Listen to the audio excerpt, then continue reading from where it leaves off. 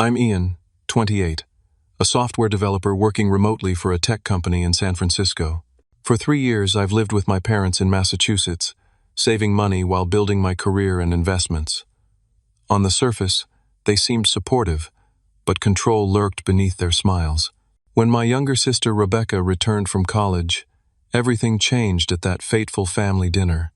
Their ultimatum about my bedroom revealed who they really were and who I could become. Before I dive into this story, let me know where you're watching from. Hit that like button, subscribe, and stick around to see how I turned their ultimatum into the best decision of my life. Growing up as the eldest child, in a middle-class family in suburban Massachusetts, shaped much of who I am today. Our 4-bedroom colonial house sat on a quarter-acre lot in Lexington, a quiet neighborhood with good schools and manicured lawns that my father Michael insisted must be maintained to perfection. The house itself wasn't extraordinary. White clapboard siding, black shutters, a modest front porch where my mother Elizabeth would drink her morning coffee, and a backyard just big enough for summer barbecues.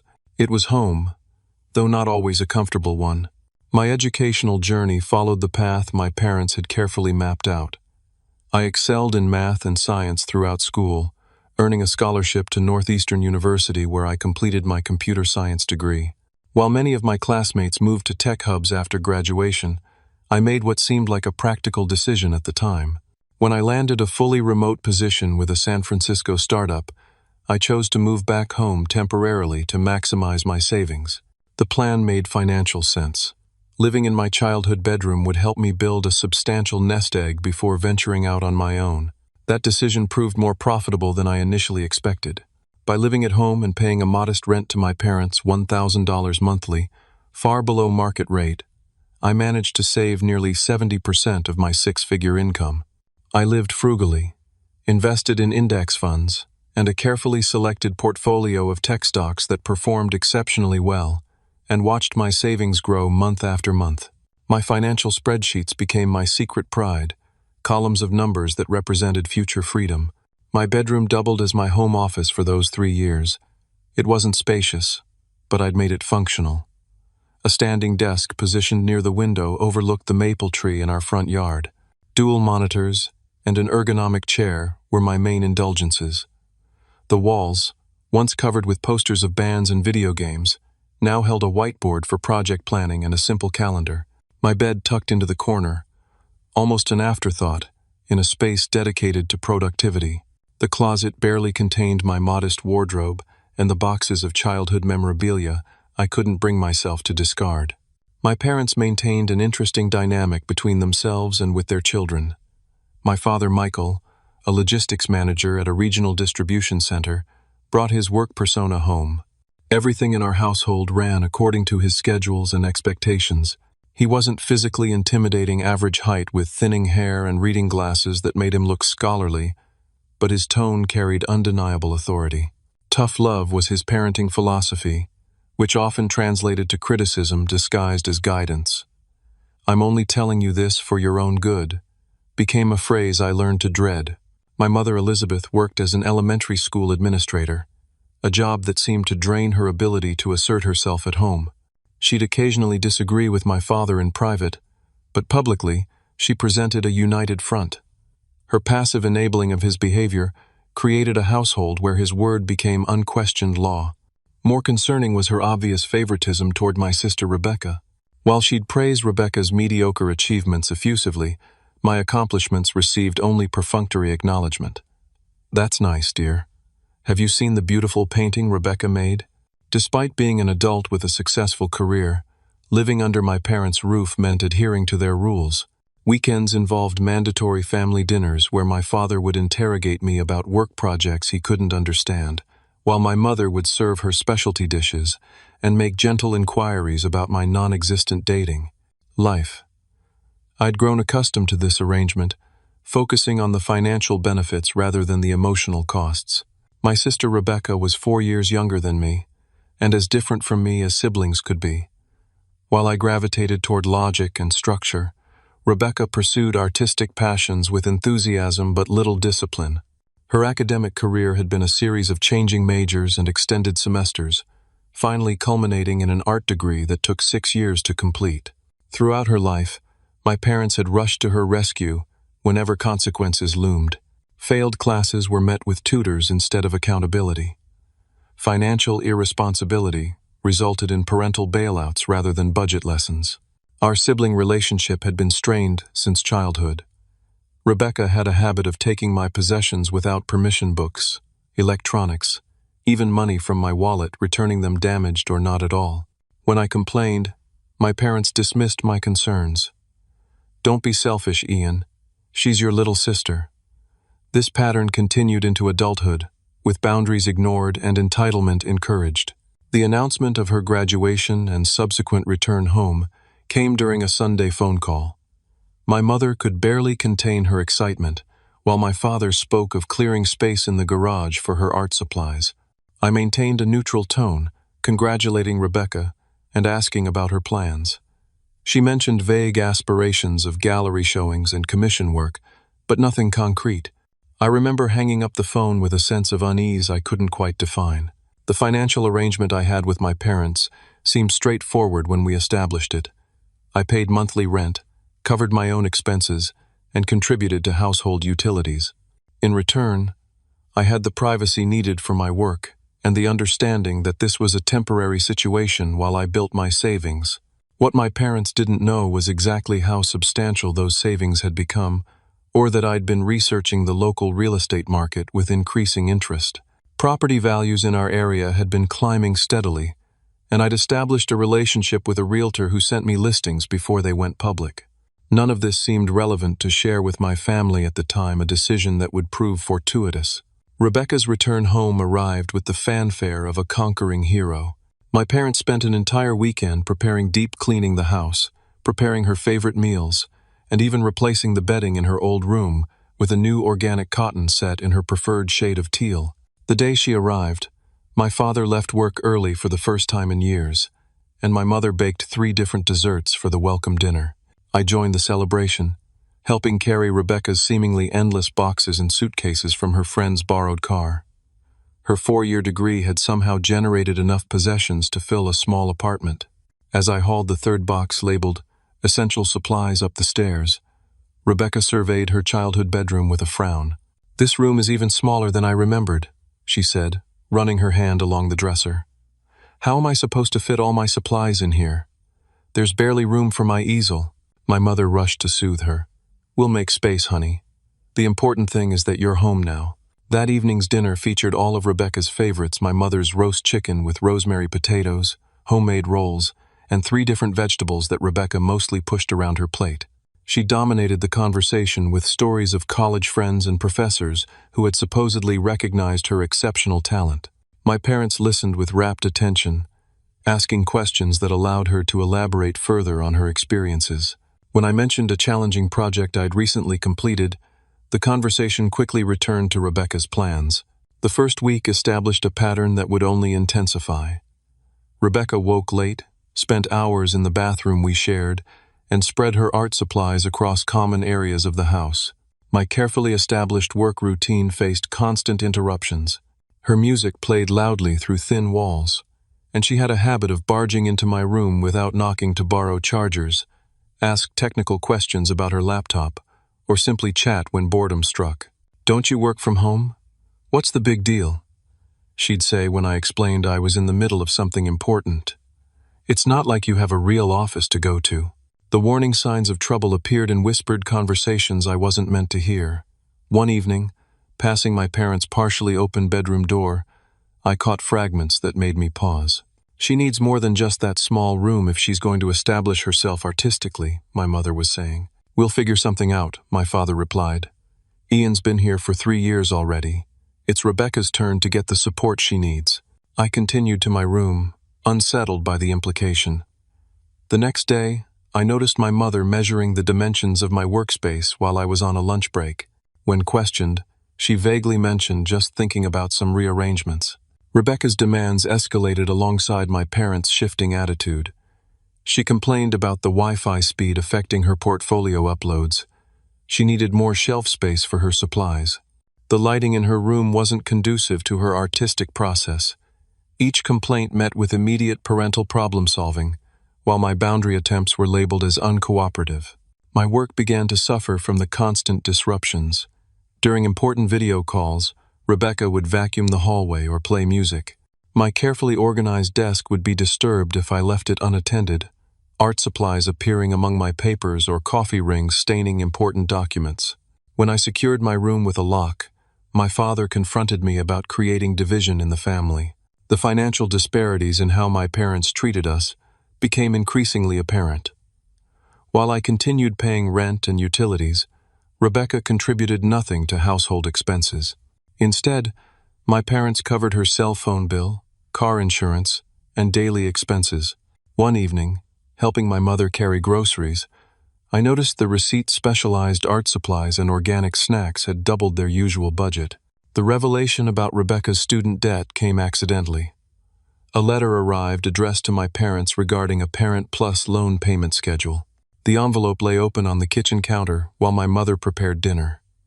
The sum was substantial, nearly $80,000, with monthly payments higher than my rent contribution. When I casually mentioned seeing the letter, my mother's expression tightened. "Your father and I are handling it," she said tersely.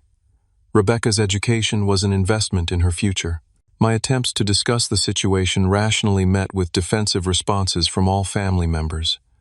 When I suggested Rebecca contribute to household expenses, my father dismissed the idea immediately. "She's just getting started. You were established in your career when you moved back. It's completely different. Besides," my mother added, "her artistic work requires financial freedom to develop properly." The week before the confrontation that would change everything, several incidents pushed the tension to breaking point. Rebecca had scheduled what she called job interviews at local galleries, requiring my parents to drive her since her car was making a strange noise, a problem that mysteriously resolved when she wanted to meet friends. While helping my mother with a printer issue, I glimpsed Rebecca's social media page showing a shopping spree with friends, expensive art supplies, designer coffee, and lunch at an upscale restaurant, all posted during her supposed job search time. The caption thanked her parents for their support during her transitional period. That same evening, I discovered my expensive noise-canceling headphones critical for my work in the increasingly chaotic household broken on Rebecca's desk, covered in paint. When confronted, she shrugged. "I needed them for a sound installation experiment. Don't be so uptight. Mom and Dad will buy you new ones." They didn't. Instead, my father suggested I should be more generous with my sister during her creative development phase. The escalating situation prompted me to begin contingency planning. I viewed several apartments in nearby communities, calculating commute times and rent expenses against my savings. I updated my resume and explored job opportunities that might offer relocation packages.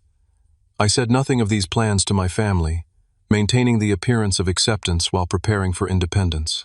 What I didn't yet know was how soon, and how dramatically, I would need these plans. My father's 55th birthday arrived amid the growing household tension. Despite the strain, I was determined to maintain family traditions and show the respect my father expected. I purchased an expensive watch he had mentioned months earlier, a significant investment that represented several days' pay. The morning of his birthday, I woke early to help my mother prepare his favorite breakfast, Belgian waffles with fresh berries and homemade whipped cream. The day proceeded pleasantly enough, with my father accepting birthday calls from relatives and friends, while Rebecca worked on what she called a commemorative art piece for him. I spent several hours organizing a slideshow of family photos for the evening celebration, carefully selecting images that highlighted happy moments throughout the years. The effort felt increasingly hollow as I searched for recent photos where everyone looked genuinely happy together. Dinner preparations began in earnest that afternoon. My mother prepared beef Wellington, my father's favorite special occasion meal, while I handled sides of roasted vegetables, garlic mashed potatoes, and a Caesar salad. Rebecca's contribution was limited to setting the table, a task she completed haphazardly while talking on her phone. The dining room looked festive with candles and the good china my mother reserved for holidays and birthdays. The meal itself started on a positive note. My father was in an unusually good mood, appreciative of the food and the attention. He opened his gifts with uncharacteristic enthusiasm, expressing genuine pleasure at the watch I'd given him. "This is quite thoughtful, son," he said, examining the timepiece. "Very practical and stylish." Coming from him, this was effusive praise. We ate comfortably, the conversation flowing more naturally than it had in weeks. My mother shared amusing stories from her elementary school. My father discussed a successful project at work, and even Rebecca described her latest artistic concept without dominating the discussion. I found myself relaxing slightly, thinking perhaps the household tensions had been magnified by my own stress and perception. When my mother brought out the chocolate raspberry cake, another of my father's favorites, the atmosphere remained warm. We sang Happy Birthday, and my father made a show of deliberating over the perfect wish before blowing out the candles. As we enjoyed the rich dessert, my mother cleared her throat in that particular way that indicated she had an announcement. I assumed it would be a toast or perhaps news about a planned celebration with extended family. "Now that we're all together," she began, smiling brightly, "I wanted to share some exciting news about a change that will benefit the whole family." She paused, looking toward my father, who nodded encouragingly. Rebecca suddenly became very interested in her cake, studying it with unusual intensity. "Rebecca will be taking your room, Ian," my mother continued, her tone suggesting this was a wonderful development. "She needs more space for her artistic pursuits, and your room has that lovely northern exposure that's perfect for her work." The statement hung in the air for a moment as I processed what she was saying. I set my fork down carefully, swallowed my bite of cake, and looked at my mother directly. "My room? The one with my office set up where I work 40+ hours weekly?" "Yes, dear. We thought since you've been established for so long, you wouldn't mind moving to Rebecca's room. It's only slightly smaller, and you don't need all that space for your computer work." Rebecca finally looked up, a slight smile playing at the corners of her mouth. "The natural light will make such a difference for my oil painting technique. My current room is too dark for proper color work." I took a measured breath. "When exactly is this move supposed to happen?" My father interjected then, his good mood visibly diminishing. "This weekend. Rebecca needs to establish her workspace immediately if she's going to meet potential gallery deadlines." "I see. And was anyone planning to discuss this with me before deciding? Moving my entire work setup will take time and planning. I have client meetings scheduled." "Oh, Ian, don't be so dramatic," my mother interrupted. "It's just moving across the hallway. You can handle it in an afternoon. My equipment is carefully calibrated. I have ergonomic considerations from my workspace. This isn't as simple as—" My father's hand slammed down on the table, causing the dessert plates to jump and coffee to slosh from cups. His face flushed with the immediate anger I recognized from childhood confrontations. "Enough. This decision has been made. Your sister needs the room, and as long as you live under our roof, you'll respect our decisions about this house." I met his gaze steadily. "I understand it's your house, but I'm a paying tenant with an established workspace. Could we at least discuss timeline and logistics? Perhaps look at alternatives that would work for everyone?"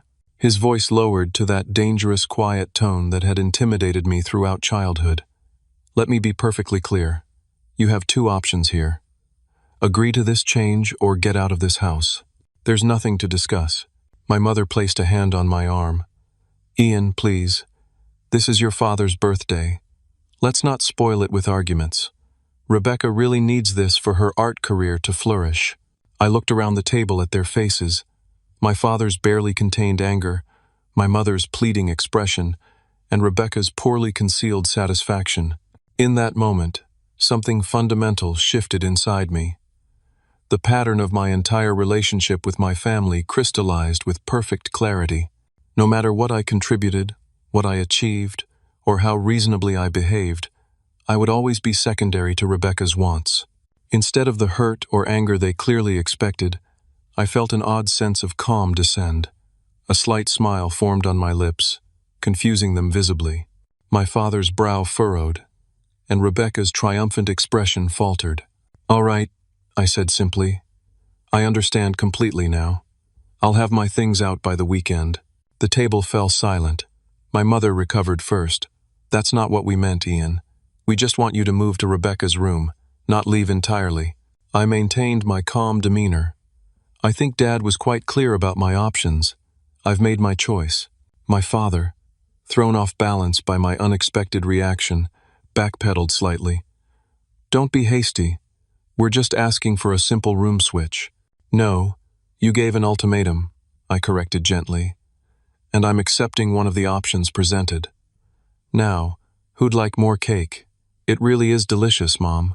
The remainder of the evening passed in uncomfortable conversation. My family seemed unsure how to proceed after my calm acceptance, expecting perhaps a typical argument that never materialized. As we cleaned up after dinner, Rebecca approached me with uncharacteristic hesitation. You're not really moving out, are you? Where would you even go? I smiled at her. Don't worry about me. Worry about getting your portfolio ready for those galleries. That night, as I lay in bed looking at the ceiling I'd stared at since childhood, I began making mental lists. Not of grievances or emotional hurts, but practical steps toward a freedom I suddenly realized had been within my reach for longer than I'd acknowledged. The decision that had been thrust upon me now felt like an opportunity disguised as rejection. The morning after my father's birthday dinner, I accessed my financial portfolio while the house was still quiet.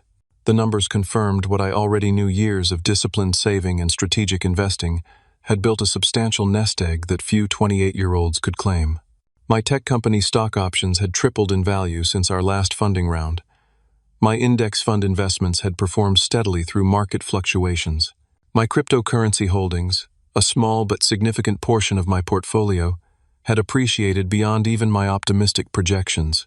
I had intentionally downplayed my financial situation to my family, partly from private nature and partly from an instinctive sense that transparency might change our dynamics.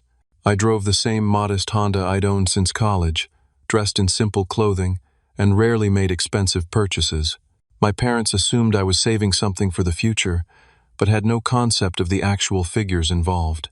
A quick calculation confirmed I had enough for a 20% down payment on a property in our area, with plenty remaining for closing costs, furnishing, and an emergency fund that would cover 6 months of expenses if my employment situation changed. My credit score, which I monitored religiously, stood at 820, well above what lenders considered excellent. I placed a call to Amanda, the real estate agent I'd been working with casually for nearly a year. She had been sending me property listings and market analyses, understanding I was in a research phase rather than actively looking. Our conversation that morning changed everything. I'm ready to move forward immediately, I told her. My parameters have shifted. I need something available for quick closing, preferably in my current neighborhood. That's quite a change from our last conversation, she replied. Any particular area within the neighborhood? I hesitated only briefly.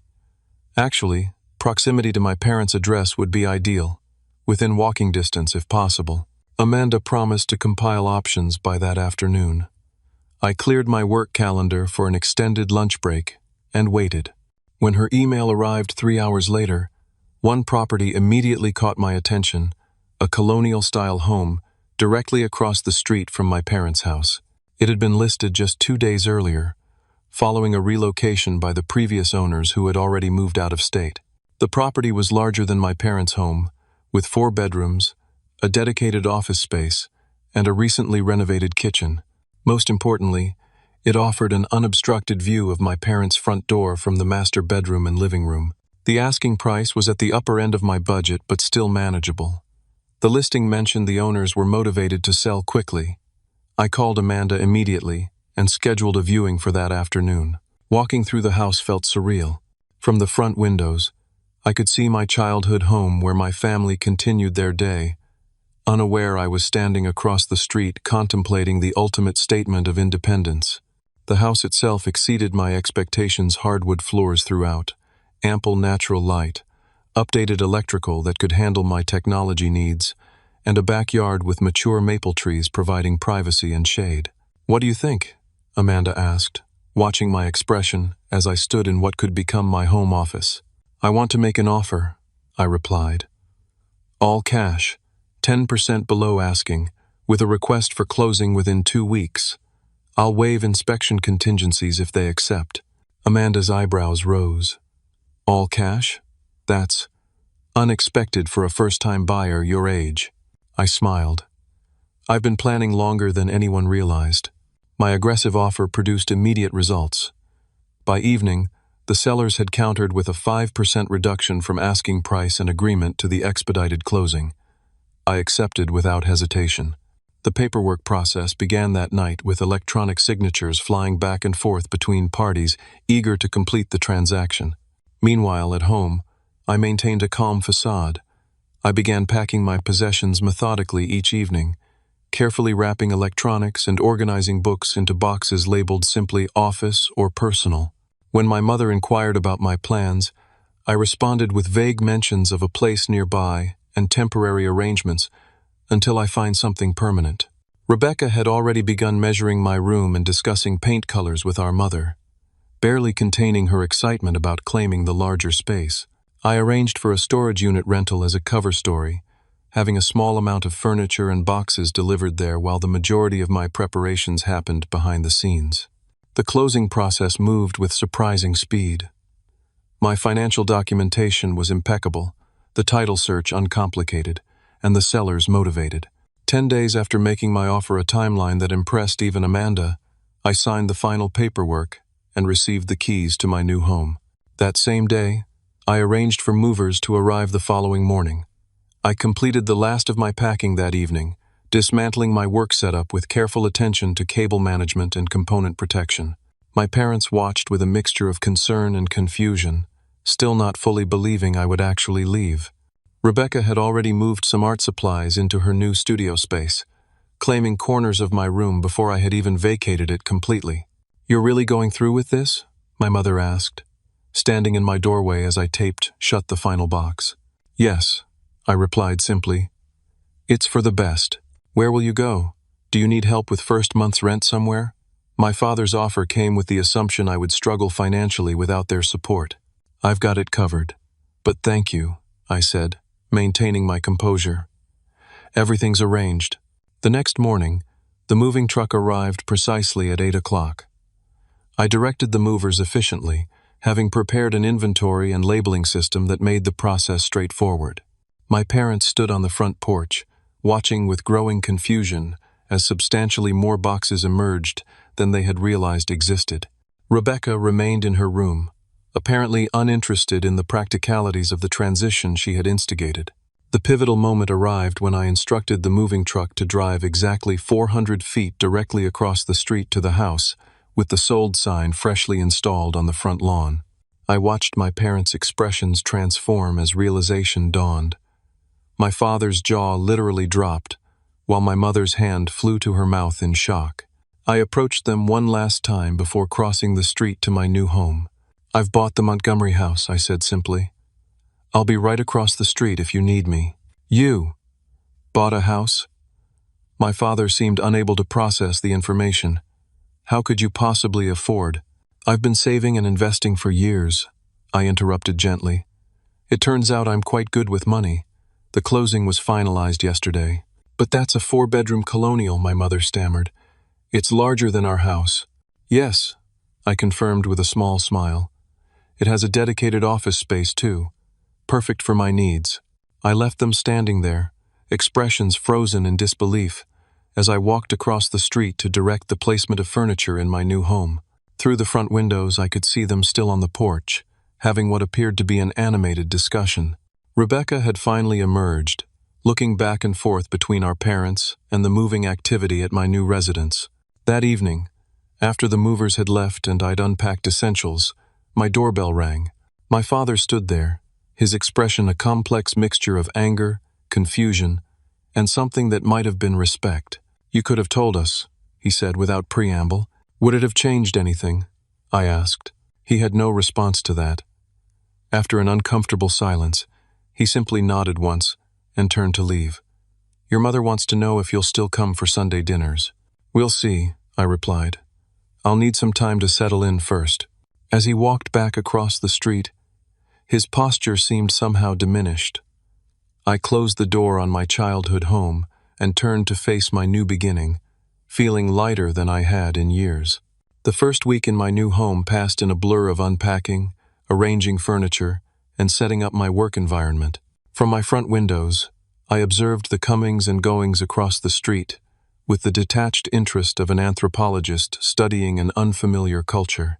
My parents made several aborted attempts to visit, approaching my driveway before turning back, apparently unable to decide on the right approach. Rebecca remained conspicuously absent from these attempts. On the 8th day, my mother finally gathered her courage and knocked on my door, holding a houseplant as an apparent peace offering. Her eyes widened as she stepped into my foyer, taking in the hardwood floors, high ceilings, and modern furnishings I'd selected. "This is quite lovely," she managed, handing me the potted fern, a housewarming gift. "Thank you," I replied, accepting it politely. "Would you like a tour?" The awkward walkthrough that followed revealed the genuine gulf between her perception of me and reality. Each room elicited surprised comments about my taste or questions about how I'd managed to furnish the space so quickly. When we reached my home office, a space larger than my previous bedroom, with custom shelving and a view of the neighborhood, she seemed genuinely stunned. "Your father and I had no idea you were in a position to do something like this," she finally said, seated at my kitchen island with the tea I'd offered. "I never felt the need to share the details of my finances," I replied evenly. "It didn't seem relevant to our arrangement." She flinched slightly at that. "About the room situation. We didn't mean for you to feel unwelcome. We just thought that Rebecca's needs superseded mine." Yes, that was quite clear. The conversation remained strained, ending with her uncertain invitation to still consider myself welcome in their home. I thanked her politely without committing to anything specific. Over the following weeks, word spread through the neighborhood about the unusual situation, the adult son who purchased the house across from his parents following some unspecified family disagreement. Neighbors I barely knew suddenly found reasons to introduce themselves, curiosity thinly veiled behind welcome baskets and invitations to community events. My extended family reached out through texts and calls, versions of the story having spread through the grapevine. Some expressed support for my independence, while others gently suggested reconciliation would be appropriate. I maintained polite but non-committal responses to all, neither defending my decision nor criticizing my family's actions. Across the street, Rebecca's situation began showing visible signs of strain. My former bedroom, now converted to her studio, frequently displayed chaotic activity visible through the windows. Lights burned late into the night, and occasionally raised voices carried across the quiet neighborhood streets. Twice I observed her friends arriving with bottles of wine midweek, the subsequent gathering becoming progressively louder as evening advanced. From my occasional interactions with neighbors, I learned that Rebecca's job search remained unsuccessful. Mrs. Hendricks from next door mentioned seeing her return from interviews by mid-morning, hours before such meetings would normally conclude. Mr. Patterson, whose son owned a gallery in the city, mentioned Rebecca had developed a reputation for unrealistic expectations regarding her work, demanding featured placement despite being an unknown artist. The physical appearance of my childhood home began showing subtle signs of neglect. The lawn, once my father's pride, grew slightly too long between mowings. The flower beds my mother had meticulously maintained showed weeds emerging between perennials. The gutters remained clogged with autumn leaves well into winter, creating icicles that damaged the fascia. During a chance encounter at the local supermarket, my mother mentioned offhandedly that my father had been experiencing some discomfort that required medical attention. Reading between the lines of her careful phrasing, I gathered that stress was manifesting physically in ways that concerned her. She didn't directly ask for help but lingered near the produce section longer than necessary, perhaps hoping I would offer something. "I hope he feels better soon," I said sincerely. "Make sure he's following doctor's orders." The financial consequences of their decisions became increasingly apparent through oblique comments and observations. During one of his early morning dog walks, our neighbor Roger mentioned my father had inquired about refinancing options, citing unexpected expenses. My mother began using coupons at the grocery store, something she had previously considered beneath her standards. Rebecca's art supplies continued arriving in packages, while my mother's car developed a concerning sound that remained unaddressed. The most revealing insight came from my Aunt Susan during a phone call. "Your parents had to dip into their retirement accounts," she confided after extracting a promise of discretion. "Something about helping Rebecca establish her career and unexpected household expenses. Your father's worried about penalties, but they didn't have other options." I established a simple morning routine that coincidentally aligned with my parents' departure times. Each morning, at precisely 7:30, I would sit on my front porch with coffee, newspaper, and laptop, appearing absorbed in starting my workday. This timing perfectly matched when my father backed out of their driveway to head to work, followed 15 minutes later by my mother. Without fail, I would look up, smile pleasantly, and wave with a cheerful, "Good morning," as their cars passed. The psychological impact of this daily ritual became evident in subtle ways. My father's expression grew increasingly grim, while my mother's attempts at returning the greeting became strained. Occasionally, Rebecca would watch this exchange from an upstairs window, her expression unreadable from that distance. Neighbors noticed the dynamic, of course. Mrs. Hendricks commented one day while retrieving her mail, "It's like watching the world's politest Cold War. Your father looks like he's swallowing lemons every morning when you wave." I just smiled. We're all adults maintaining cordial relations. Nothing unusual about that. As months passed, the contrast between our properties became increasingly stark. I invested in tasteful landscaping, exterior painting, and subtle outdoor lighting that enhanced my home's curb appeal.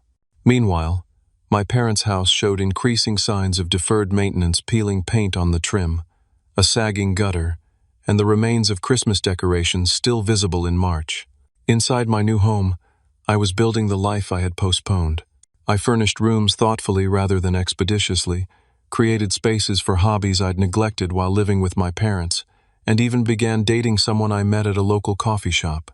The independence that had been thrust upon me unwillingly had become the foundation for genuine happiness and self-discovery. 6 months after I moved across the street, the situation at my childhood home reached crisis point. Through neighborhood channels, I learned my father had been laid off during company downsizing, a victim of middle management cuts that eliminated his entire department. The timing couldn't have been worse for my family, with Rebecca still unemployed and the household already under financial strain. The news came first through Roger, whose wife worked in human resources at the same company. "Tough break for your dad," he mentioned during our regular Tuesday morning neighborly chat. "Whole logistics department gone with just 2 weeks severance. Economy's rough right now." I thanked him for the information without revealing I hadn't been informed directly. That evening, watching through my living room window, I observed unusual activity at my parents' house. My father arrived home mid-afternoon, rather than his usual 6 o'clock, carrying a cardboard box that likely contained personal items from his office. My mother's car pulled in shortly after, suggesting she had left work early as well. No lights appeared in the windows that evening, though silhouettes occasionally passed behind closed curtains. 3 days later, my mother appeared at my door. The transformation in her appearance was shocking. Her normally perfect hair showed gray roots, her clothing looked slept in, and the lines around her eyes had deepened considerably. She stood on my porch, arms wrapped protectively around herself. "May I come in?" she asked, voice barely above a whisper. I stepped aside immediately, concern overriding the careful distance I'd maintained. Once seated at my kitchen island, the same spot as her previous visit, she broke down completely, tears flowing unchecked. "Everything's falling apart," she confessed between sobs. "Your father lost his job. The severance barely covers next month's mortgage. Rebecca's art isn't selling, and she refuses to look for regular work because it would compromise her creative integrity. The credit cards are maxed out, and the retirement accounts are nearly depleted from penalties and withdrawals." I listened silently, offering tissues and water while she continued. "The house needs repairs we can't afford. The hot water heater is failing, and the roof has a leak in the northwest corner. Your father's blood pressure is dangerously high, and he's refusing to fill prescriptions because of the cost." She looked up at me with red-rimmed eyes. "I'm not asking for money. I needed someone to know." My carefully constructed emotional walls began crumbling at the sight of my mother's genuine despair. The satisfaction I'd felt watching their situation deteriorate suddenly seemed petty and hollow. "What about Rebecca?" I asked gently. "Is she aware of how serious things have become?" My mother's expression hardened slightly. "She says we're being dramatic, that the universe will provide for artists who stay true to their vision. She's planning to convert the dining room into additional studio space because apparently her current room, your old room, doesn't have the right creative energy anymore." After my mother left, I found myself in an unexpected state of internal conflict. The rational part of me recognized that my parents were facing the natural consequences of their choices and favoritism. The emotional part, the part I'd suppressed during months of polite morning waves, remembered moments of genuine family connection before Rebecca's return had disrupted the equilibrium. I called Marcus, my closest friend since college, and the only person who knew the complete story of my family situation. Unlike others who had offered generic advice about forgiveness, Marcus had supported my decision for independence without judgment. "They're in trouble," I explained after relating my mother's visit. "Real trouble, not just inconvenience. And you're feeling responsible somehow," Marcus observed. "Despite everything, not responsible exactly, but satisfied in a way that feels wrong now. Does that make sense?" "Perfect sense. Revenge is sweet until it isn't. The question is, what do you want your relationship with them to be long-term? This could be an opportunity to redefine things on your terms." That conversation sparked days of reflection about family obligation, boundaries, and the fine line between justice and vengeance. I found myself looking through old family photos, camping trips where my father had taught me to fish, school science fairs where my mother had helped with displays, holidays that held genuine warmth before comparisons and favoritism became our family's defining dynamic. After careful consideration, I texted my parents. "Dinner at my house, Friday at 7. Just the two of you, please." The response came almost immediately, a simple, "We'll be there," from my mother's phone. I spent Thursday evening preparing my father's favorite meal, not the beef Wellington of special occasions, but the simple pot roast with root vegetables he preferred for regular Sunday dinners. I set the table with care, opened a decent bottle of wine to breathe, and waited. They arrived precisely at 7, looking uncomfortable and uncertain. My father had clearly made an effort, freshly shaved, wearing a button-down shirt that hung slightly loose on his frame. My mother had applied makeup that didn't quite conceal her exhaustion. I welcomed them warmly, taking their coats and offering drinks before seating them at my dining table. The initial conversation remained cautious, focused on neutral topics like neighborhood news and the unseasonably warm weather. As I served the pot roast, my father cleared his throat. "You didn't have to go to all this trouble," he said, gesturing to the meal. "It's no trouble," I replied. I wanted to create the right atmosphere for an honest conversation. That simple statement cleared the air immediately. The pretense of normalcy dissolved as we all acknowledged the elephant in the room. I took a deep breath and began. "I know about Dad's job situation and the financial difficulties you're facing. I understand the house needs repairs, and Rebecca's behavior is complicating things further." My parents exchanged glances but didn't deny anything. "Before we discuss any of that, I need to address what happened 6 months ago," I continued. The ultimatum about my room wasn't just about space. It was the culmination of a pattern that's existed since childhood, Rebecca's wants automatically outweighing my needs, regardless of circumstances or consequences. My father started to interject, but my mother placed a hand on his arm, silencing him. That pattern taught me that my position in the family was conditional, while hers was absolute. It taught me that my contributions, financial or otherwise, were expected but not valued. And ultimately, it taught me that I needed to establish boundaries that couldn't be crossed. I paused, taking a sip of water before continuing. "I don't regret buying this house or moving out. It was necessary for my self-respect and long-term happiness. What I do regret is the satisfaction I took in watching things fall apart for you. That wasn't worthy of who I want to be." My father's expression had transformed during my speech, the defensive anger replaced by something more complex, perhaps the beginning of understanding. "We never intended to make you feel less important," my mother offered tentatively. "Intentions matter less than patterns," I replied. And the pattern was clear. But that's not why I invited you tonight. I invited you because despite everything, you're still my family, and I'm in a position to help with conditions. I outlined a practical proposal. I would assist with critical house repairs, connect my father with contacts in my professional network for job opportunities, and help create a realistic financial recovery plan. In exchange, they would attend family counseling sessions with me to address the underlying dynamic that had created our current situation. Rebecca would not be included initially. This was about rebuilding the foundation of trust between us first. And Rebecca? My father asked, finally finding his voice. She's still our daughter. We can't just... Rebecca needs consequences and boundaries, I interrupted firmly. She needs to contribute to the household or find her own place. My assistance is conditional on you, establishing clear expectations for her. I won't subsidize the same patterns that damaged our family.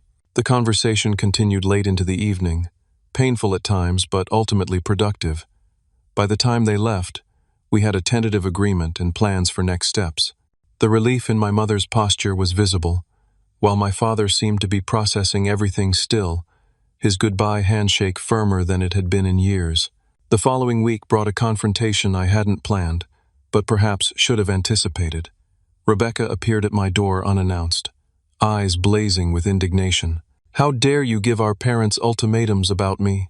she demanded, pushing past me into the foyer. "You've always been jealous of my creative gifts. Now you're using money to control everyone." Rather than defending myself, I invited her to sit in my living room with its clear view of our parents' house. "Do you see that roof?" I asked, pointing to the visible water damage. "Or the cracking driveway? Or Dad's car that's needed transmission work for months? Your creative gifts haven't contributed to addressing any of that. That's not my responsibility. Artists need support during their developmental period. Mom and Dad understand that. What they understand," I replied calmly, "is that they've enabled behavior that's hurting everyone, including you. Real artists find ways to support themselves while developing their craft. They don't bankrupt their parents and treat siblings like obstacles." The conversation that followed was brutally honest. I detailed the financial reality our parents faced, the health concerns my father was hiding, and the untenable situation they had created together. Rebecca's initial anger gave way to defensive rationalization, then to grudging recognition, and finally to tearful acknowledgement. "I don't know how to do anything else," she admitted, suddenly looking much younger. "My degree feels worthless. The galleries say my work isn't distinctive enough yet. I've been pretending everything's fine because I don't know how to fix it." "No one expects you to fix everything immediately," I told her. "But adults contribute rather than just consume. Start with a part-time job, any job, while continuing your art. Help with household expenses. Be a daughter and sister, not just a perpetual dependent." She left without promises, but the seed had been planted. 3 days later, she texted a screenshot of an online application to a local frame shop that was hiring. It wasn't a transformation, but it was a start. The following months brought gradual but meaningful changes to our family dynamic. The critical house repairs were completed. First, a new roof installed before winter, the water heater replaced, and the electrical system updated to handle modern demands safely. I connected my father with a former colleague who needed an operations consultant for his growing business, providing both income and restored purpose that visibly improved his health and outlook. Our family counseling sessions, while initially awkward and defensive, eventually created space for honest conversations that should have happened years earlier. My mother tearfully acknowledged the favoritism she had shown toward Rebecca, tracing it to her own childhood experiences as the less favored daughter. My father confronted his tendency to use control and ultimatums rather than communication and compromise. I recognized my pattern of silent accommodation, followed by dramatic breaks, rather than establishing ongoing boundaries. The most surprising development came from Rebecca herself. After securing the frame shop position, she discovered an unexpected talent for helping customers select complementary framing for their artwork. This led to connections with local artists, eventually resulting in a weekend position as an assistant at a gallery, the same gallery that had rejected her own work months earlier. The irony wasn't lost on any of us, but the experience gave her insight into selection criteria and presentation that her education had never provided. She found a small apartment with a roommate, moving out 6 weeks after our confrontation. The distance seemed to improve her relationship with our parents rather than damaging it. Without the daily enabling, she began developing the independence she had resisted for so long. Her art continued, but with a more disciplined approach, informed by her gallery experience. New boundaries transformed our family gatherings. We established Sunday dinners as a weekly tradition, rotating between our homes with each person contributing to the meal. These gatherings had clear start and end times, respectful conversations, and zero tolerance for the old patterns of favoritism or dismissal. When backsliding occurred, as it inevitably did, we had developed language to address it immediately, rather than letting resentment build. My parents' financial situation stabilized gradually. With Rebecca contributing to her own support and my father's new consulting work proving lucrative, they began rebuilding their retirement savings. The house regained its well-maintained appearance as resources became available for regular upkeep. My mother even returned to gardening, finding joy in the flower beds that had been neglected during the crisis period. My personal growth paralleled these family changes. The anger that had driven my good morning ritual transformed into genuine well wishes. The satisfaction in watching their struggles gave way to contentment in seeing healthy boundaries maintained and respected. I developed a relationship with Allison, the woman from the coffee shop, that deepened into something meaningful precisely because I had learned to articulate needs and boundaries clearly. The neighborhood perception shifted as well. What had been viewed as an unusual family drama became recognized as a successful navigation of adult family relationships. Several neighbors with adult children living at home sought advice about establishing clearer expectations and boundaries. My father, surprisingly, became an advocate for open financial discussions with adult children, a complete reversal from his previous approach. My career flourished in the stable environment I had created. Without daily disruptions and with a dedicated office space, my productivity increased significantly. A promotion followed, along with options for additional company equity that further strengthened my financial position. I began mentoring junior developers, finding unexpected satisfaction in helping others navigate professional challenges. Rebecca's professional path took an unexpected turn when she combined her artistic background with newly developed business skills. She created a consultation service for artists seeking gallery representation, translating between creative and commercial perspectives. Her own art evolved into mixed media work that incorporated themes of transformation and perspective work that eventually earned gallery placement on its own merits, rather than through family pressure. On the 1-year anniversary of my house purchase, we gathered for a special dinner at my home.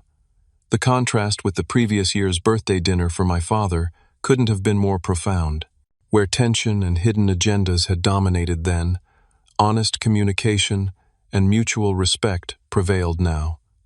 My father raised his glass in a toast that acknowledged the journey. To boundaries that seemed like endings but became beginnings instead, he said, meeting my eyes directly. And to the son who had the courage to establish them, even when it hurt. The path we traveled contained painful but necessary lessons about family relationships, self-worth, and authentic connection. I learned that standing up for yourself isn't selfish. It's essential for genuine relationships rather than codependent patterns. I recognized that love without respect creates dependency, not family bonds. Most importantly, I discovered that forgiveness is possible without forgetting the lessons that difficult experiences teach. Looking back now, that ultimatum at the family dinner table was the catalyst for positive change that might never have happened otherwise. The command to give up my room or leave became an unexpected gift permission to prioritize my own well-being and establish the life I deserved. Sometimes the most painful moments contain the seeds of necessary transformation, if we have the courage to nurture them. What boundaries have you needed to establish in your own life? Have you ever faced a family ultimatum that unexpectedly led to positive change? Share your experiences in the comments below. If this story resonated with you, please hit that like button and subscribe for more real-life stories about navigating complicated family dynamics. I'm grateful for each of you who took the time to listen to my journey. May it help you find clarity in your own.